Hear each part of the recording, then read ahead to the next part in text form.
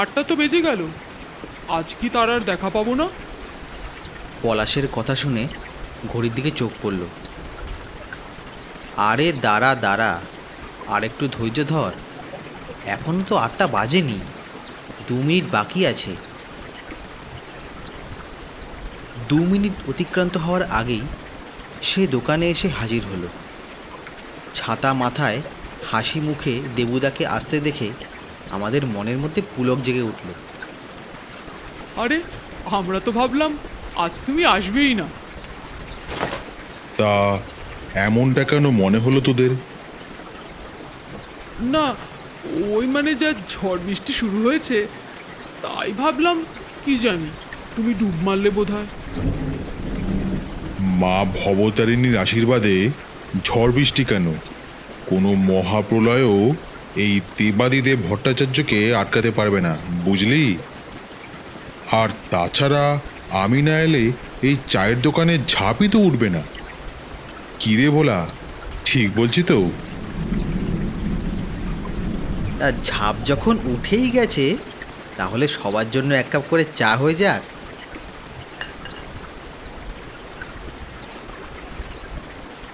আচ্ছা দেবুদা, তোমায় একটা প্রশ্ন করব। করে ফেল। তুমি তো আগে সরকারি চাকরি করতে, তা সেসব ছেড়ে এই তন্ত্র সাধনায় কিভাবে এলে?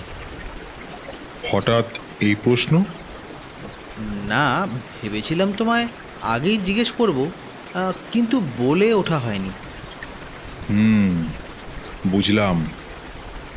আমার এই পরিবর্তনের পেছনে জড়িত আছে এক অদ্ভুত ঘটনা, যা আমি কোনোদিন ভুলব না।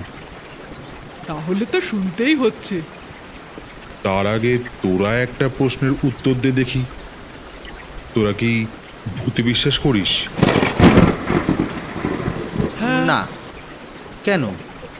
ভূতের সাথে কি এই গল্পের কোনো যোগসূত্র আছে? আছে মানে আলবাত আছে। এই ঘটনা বলতে গেলে সময়ের অনেকটা পেছনে চলে যেতে হবে। তখন আমার বয়স এই 24 কি 25, সবে সবে সরকারি চাকরি পেয়েছি, ফলে হাতে টাকা পয়সাও ছিল। তাই মাঝে মধ্যে এদিক ওদিক ঘুরতে বেড়াতে চলে যেতাম। তবে বরাবরই দেশের বিভিন্ন পুরনো বা অজানা মন্দিরের ইতিহাস সম্পর্কে জানার একটা আগ্রহ আমার ছিল। সেই সূত্রে আমি বিভিন্ন জায়গা সম্পর্কে পড়াশুনোও করতাম, আর সময় পেলেই সেইখানের উদ্দেশ্যে বেরিয়ে পড়তাম। সেই রকমই একদিন হঠাৎ করে নতুন এক জায়গার সন্ধান পেলাম। ঝাড়গ্রাম জেলায় অবস্থিত 10 মহাবিদ্যার এক মন্দির।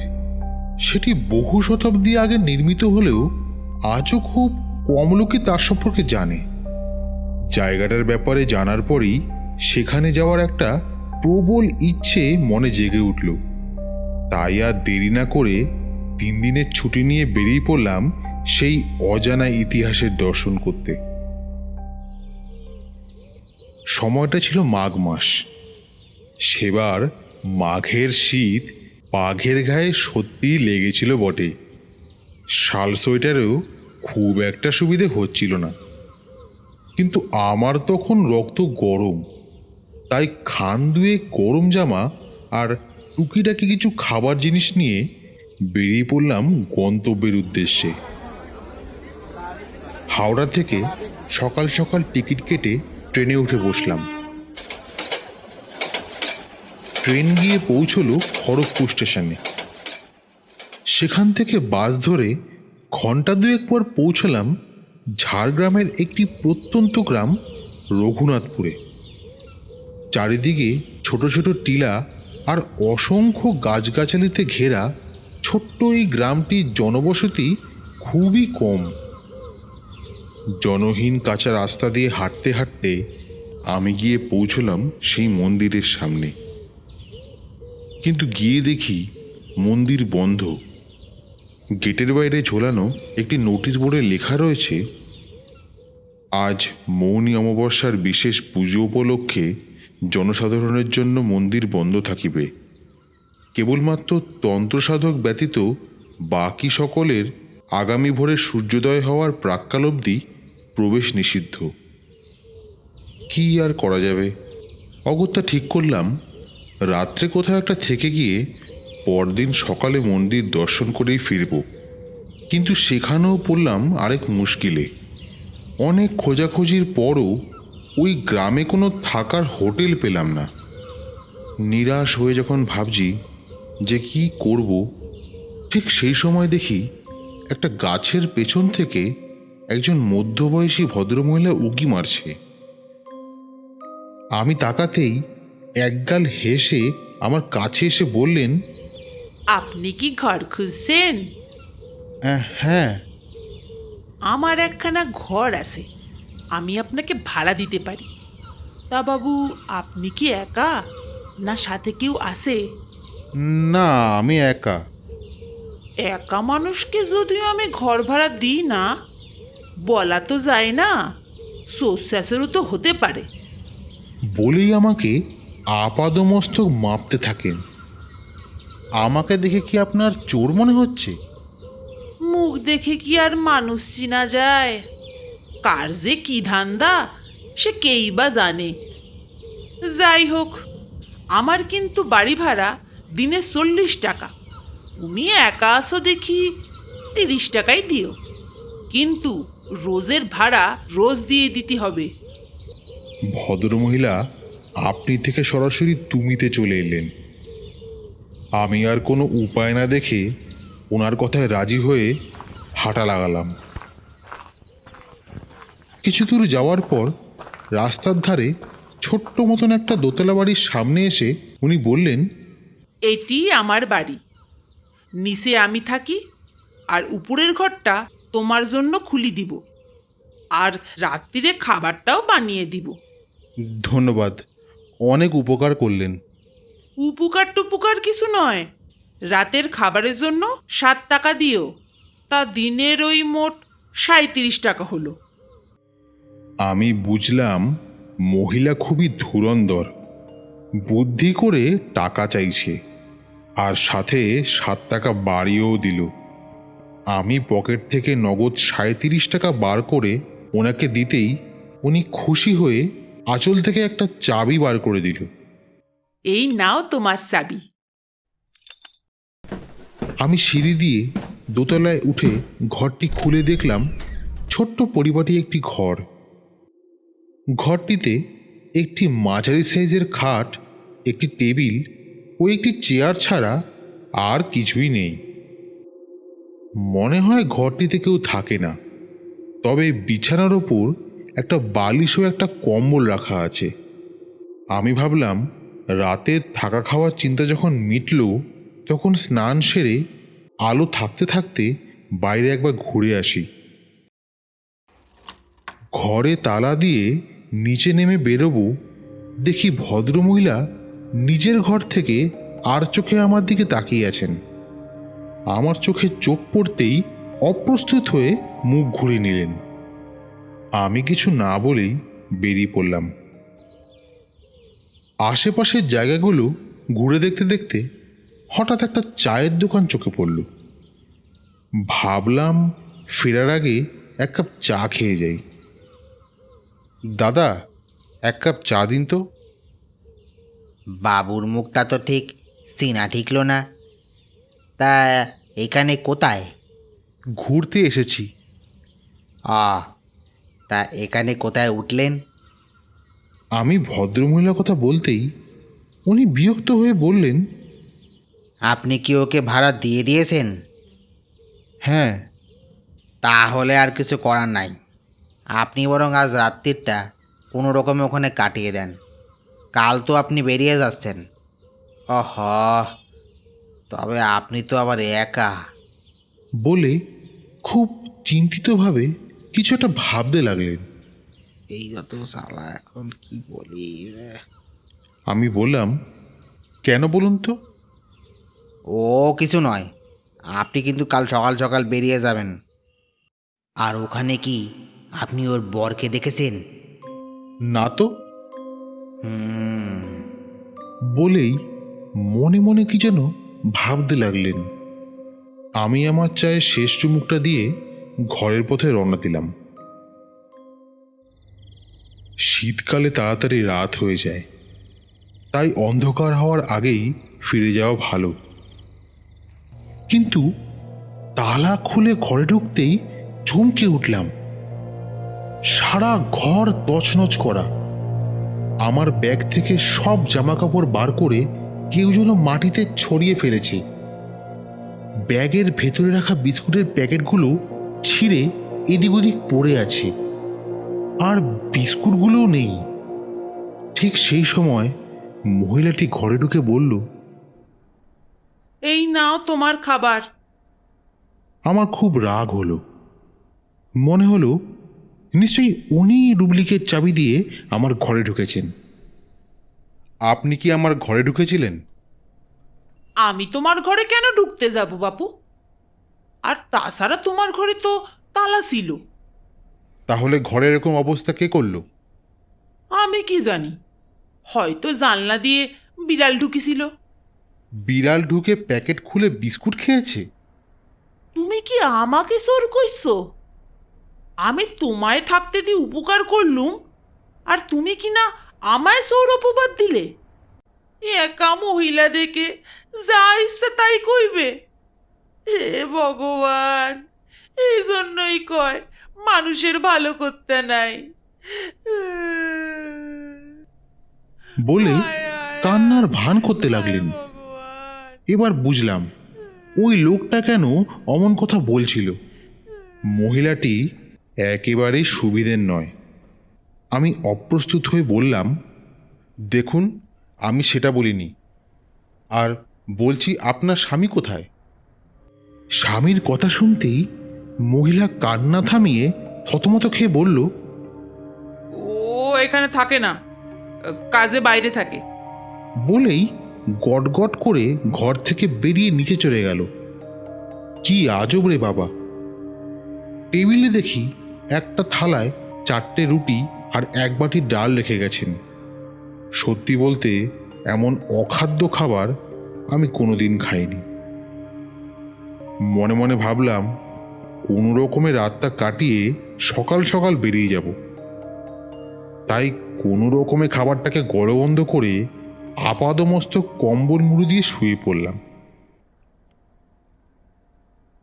প্রায় মধ্যরাতে হাড় হিম করা ঠান্ডায় সারা শরীর কেঁপে উঠল আমার। ঠিক তখনই অনুভব করলাম আমার গায়ে দেওয়া সেই কম্বলটা আর নেই। আমি আলো জ্বেলে দেখলাম কম্বলটা আমার পায়ের কাছে পাট করে রাখা। আশ্চর্য! ঘুমের ঘোরে কম্বল সরে গেলে তো এলোমেলোভাবে পড়ে থাকবে, কিন্তু এমন পরিপাটি করে ওটাকে ভাঁজ করে রাখলো কে? মনে মনে এবার একটু ভয় দানা বাঁধল। ঠিক করলাম আর আলো নিভিয়ে নয়, এবার আলো জ্বেলেই শুয়ে থাকবো সারা রাত। কিন্তু ভাবি এক আর হয় আর এক।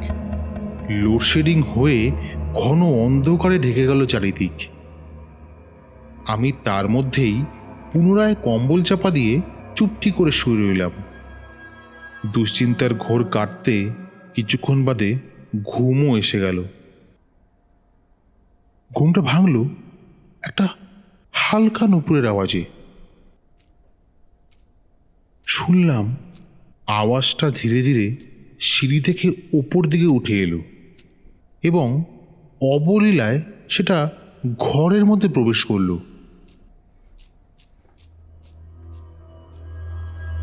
এই বন্ধ দরজার মধ্যে দিয়ে কিভাবে কেউ ভেতরে ঢুকতে পারে? এইসব ভাবছি, এমন সময় বুঝলাম কেউ একটা বিছানায় উঠে আমার পাশে এসে শুলো। ওই ঠান্ডার মধ্যেও আমার শরীর দিয়ে দরদর করে ঘাম ঝরছে। ব্যাপারটা সত্যি না মনের ভুল যাচাই করতে আমার বাঁ হাতের কনুইটা পিছন দিকে ঠেলে দিতেই খটমট করে এক অদ্ভুত শব্দ পেলাম, আর তার সাথেই টের পেলাম পিছনে যেটা রয়েছে সেটা বরফের থেকেও বেশি ঠান্ডা। আমি আর চুপ করে শুয়ে থাকতে না পেরে এক লাফে খাট থেকে উঠে পিছন ঘুরে যা দেখলাম, তা দেখে আমার সমস্ত শরীরের শিরা উপশিরাগুলো কেঁপে উঠল। খাটের ওপর শুয়ে আছে একটা আস্ত নরকঙ্কাল। ওটার হাতে ও গলায় সোনার গয়না পরা, আর পরনে লাল শাড়ি। ধীরে ধীরে কঙ্কালটা খাটের ওপর উঠে বসলো। এবার ওই মাংসহীন মুখটা অদ্ভুত স্বরে বলে উঠল, কি গো, কোথায় যাচ্ছ? আমাকে দূরে ঠেলে দিও না, কাছে এসো, এসো বলছি।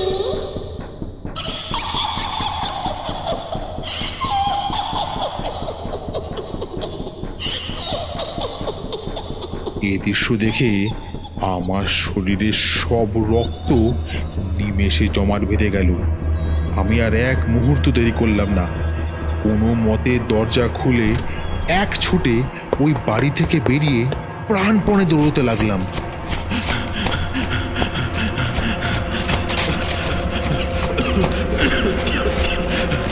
মনে হচ্ছে আমার দম ফুরিয়ে আসছে।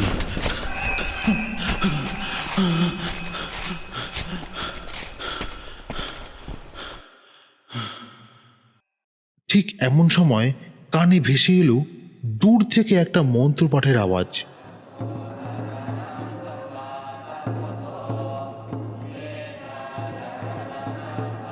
ওদিকে তাকাতেই দেখলাম জঙ্গলের ভেতর থেকে একটা আলোর রোশনাই।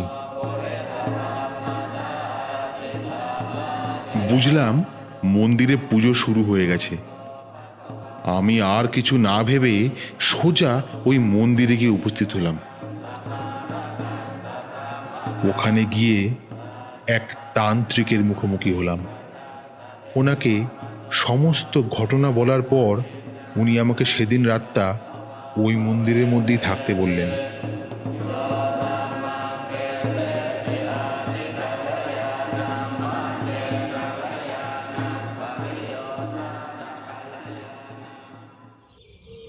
পরদিন সকালে ওখান থেকে বেরোনোর সময় উনি আমাকে একটা রুদ্রাক্ষের মালা দিয়ে বললেন, এই নাও বাছা, মা ভবতারিণী তোমাকে সর্বদা রক্ষা করবেন। এরপর আমি ওই বাড়িতে চুপিসারে ঢুকে আমার জিনিসপত্রগুলো নিয়ে চটপট বেরিয়ে এলাম।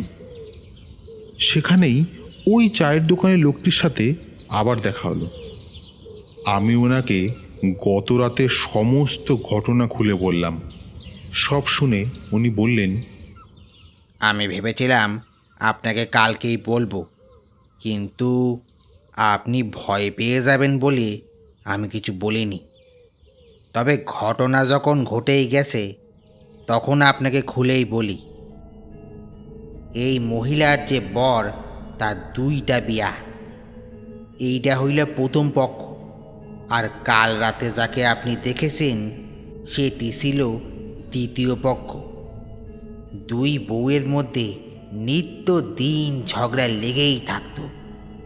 একদিন হঠাৎ ঝগড়া তুঙ্গে ওঠে। অসভ্য মেয়ে ছেলে, কি ভেবেছিস আমার বরটিকে হাত করে এখন এই বাড়িটা দখল করতে চাইছিস? তোকে আমি ঝাঁটা মেরে আজকে এখান থেকে বিদায় করব। নিজের বরকে সামলাতে পারে না, আবার বড় বড় কথা। আর কে কাকে বাড়ি থেকে বার করে তা আমিও দেখিয়ে দেব। কি কইলি? তুই আমাকে বাড়ি থেকে বার করবি? শাকচুন্নি, তোকে আমি খুন করব। ওরে ডাইনি, তোর এত বড় সাহস! আহ, তোরা চুপ করলে? সকাল থেকে কাই কাই করে আসছে। মটকা গরম হলে ভালো হবে না বলে দিচ্ছি। শয়তান, দেখাচ্ছি মজা তোর। দেখবো দেখবো তুই কি করতে পারিস। তবে রে, আজকে তোর একদিন কি আমার একদিন। পরের দিন সকালে ওই দোতলার ঘর থেকে তৃতীয় পক্ষের বউয়ের রক্তাক্ত মৃতদেহ পাওয়া যায়। পুলিশ আসার আগে বরটা ফারার হয়ে যায়। প্রথম পক্ষের বউকে পুলিশ গ্রেপ্তার করলেও প্রমাণের অভাবে সে ছাড়া পেয়ে যায়। তারপর থেকে সবাই বলে ওই বাড়িতে নাকি মাঝরাতে মাঝে মাঝে ঝগড়ার আওয়াজ পাওয়া যায়। কারো কারো ধারণা ওর বর লুকিয়ে লুকিয়ে আসে। আবার কেউ কেউ বলে ওই তৃতীয় পক্ষের বউয়ের আত্মা নাকি মাঝে মধ্যে জেগে ওঠে। আপনার সাথে কাল যা ঘটেছে তা শুনে বিশ্বাস হলো ওই বাড়িতে এখনও ওই অতৃপ্ত আত্মা রয়েছে। তবে ঈশ্বরের কৃপায় কাল আপনি বেঁচে গেছেন।